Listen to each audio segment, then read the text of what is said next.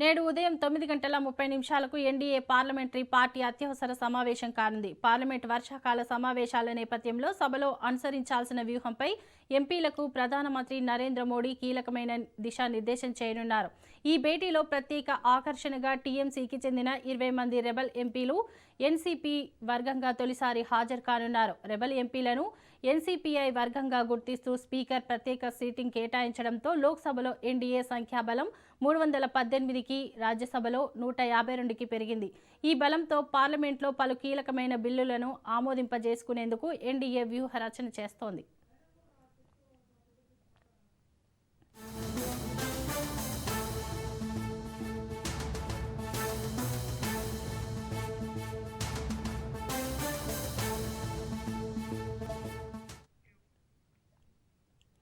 నేడు ఉదయం 9:30 NDA parliamentary party అత్యవసర సమావేశం కానుంది. పార్లమెంట్ వర్షాకాల సమావేశాల నేపథ్యంలో సభలో అనుసరించాల్సిన వ్యూహంపై ఎంపీలకు ప్రధానమంత్రి నరేంద్ర మోడీ కీలకమైన దిశానిర్దేశం చేయనున్నారు.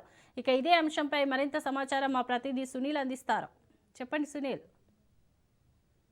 ఈ రోజు ఉదయం 9:30 ప్రాంతంలో అటు ప్రధానమంత్రి మోడీ అధ్యక్షతన పార్లమెంటరీ అత్యవసర సమావేశం జరగనుంది. ఈ సమావేశానికి పార్లమెంటరీ వర్షాకాల సమావేశాలు జరుగుతున్న నేపథ్యంలో సభలో ఎలా ఉండాలి, ఎలా వ్యూహరచనలు చేయాలి అన్న దానిపై కూడా మోడీ దిశానిర్దేశం కూడా తోటి ఎంపీలకు, పార్లమెంట్ సభ్యులకు చేసే అవకాశం ఉంది. ప్రధాన ప్రతిపక్ష నేతలు చేస్తున్నటువంటి దాడికి ఎదురు దాడి ఏ రకంగా చేయాలి, కేంద్ర ప్రభుత్వం అనుసరిస్తున్నటువంటి విధానాలు, విధి విధానాలు, వాటికి సంబంధించినటువంటి పథకాలకు సంబంధించిన అంశాలు, వీటన్నిటి కూడా సభలో లేవనెత్తాలంటూ కూడా ఈ రోజు దేశ ప్రధాని నరేంద్ర మోడీ కూడా అటు పార్లమెంటరీ అత్యవసర సమావేశంలో ప్రసంగించే అవకాశం ఉంది.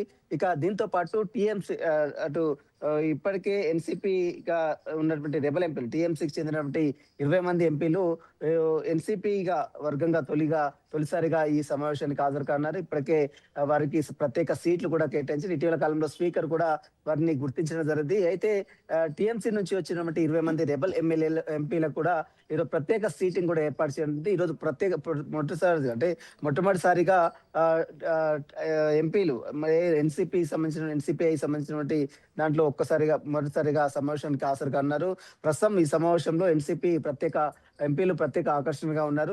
దీంతో ఎన్సీపీలు అంటే టీఎంసీ ఎంపీలు ఎన్సీపీలు రావడంతో ఈ యొక్క కేంద్రం ఎన్డీఏ బలం దాదాపు 318 చేరింది. ఎందుకంటే ఇప్పటికే కీలక బిల్లులు, అటు గతంలో మహిళా రిజర్వేషన్ బిల్ కావచ్చు, డీలిమిటేషన్ బిల్ కావచ్చు, ఆ ఎంపీ ప్రాతిపదికన లేకపోవడం, అంటే ఎంపీల బలం లేకపోవడంతోనే సభలో బిల్లుని నిర్వీర్యం కావడం జరిగింది.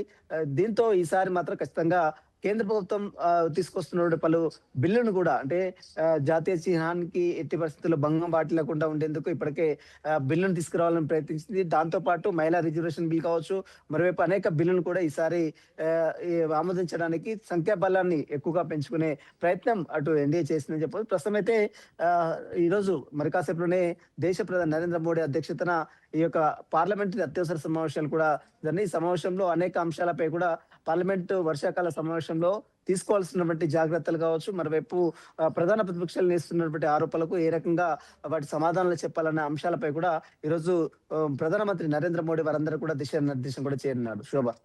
Right, thank you Sunil.